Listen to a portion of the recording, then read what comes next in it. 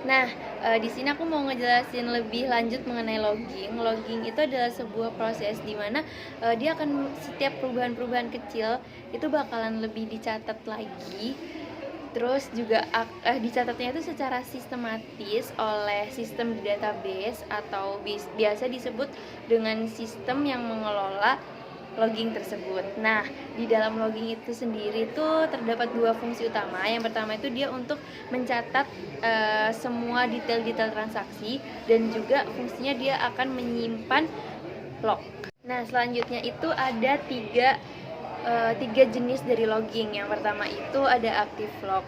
Untuk active log ini sendiri itu menyimpan transaksi yang belum di-commit atau di-down-kan gitu, ataupun belum dibatalkan. Jadi dia itu lebih ke arah menyimpan transaksi-transaksi yang dia udah ngetik tapi mau dibatalkan, udah dibatalin, jadi nggak sampai kesimpan ke database.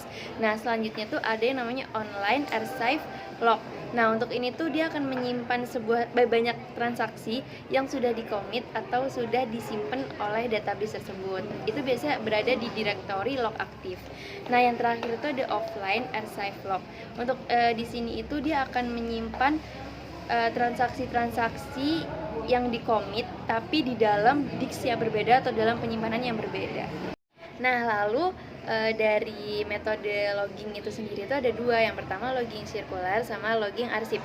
Untuk yang logging sirkular ini tuh dia kebutuhannya hanya untuk kebutuhan-kebutuhan yang bisa disebut sederhana. Sedangkan untuk logging arsip ini tuh dia menyimpan riwayat yang benar-benar langsung satu file. Jadi lebih kompleks dibanding yang logging sirkular. Nah, lalu untuk logging sirkular ini juga dia hanya transaksi terbaru yang dipertahankan. Jadi transaksi-transaksi yang lama itu bisa jadi hilang atau dihapus secara otomatis oleh sistem.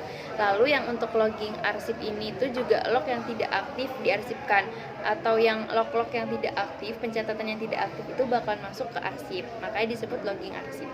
Nah, selanjutnya di sini tuh ya benar, backup. Untuk hal ini tuh mungkin teman-teman udah paham terkait backup, tapi arti aslinya itu adalah sebuah proses membuat salinan dari basis data untuk tujuan pemulihan saat terjadi kegagalan atau kerusakan atau bahkan kehilangan data. Lalu di sini tuh ada dua jenis. Yang pertama full backup sama incremental backup. Nah, untuk yang pertama tuh full backup. Full backup itu adalah sebuah proses pencadangan yang seluruh data yang ada di dalam basis data tersebut itu termasuk tabel, konfigurasi, dan yang lain-lainnya bahkan ada di situ di full backup tersebut. Nah, untuk full backup sendiri itu memiliki kode seperti di atas kayak DB2 backup database dalam gini nama underscore database. Nah, di situ tuh untuk tahu indikator kita berhasil atau enggak itu dari sebuah pesannya di situ tertulis berhasil atau tidak. Nah, lalu yang kedua itu ada incremental backup.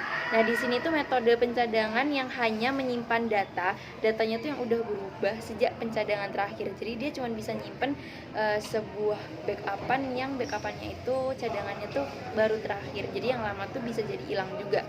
Nah, untuk hal tersebut incremental backup itu juga punya dua. Yang pertama penuh dan juga delta.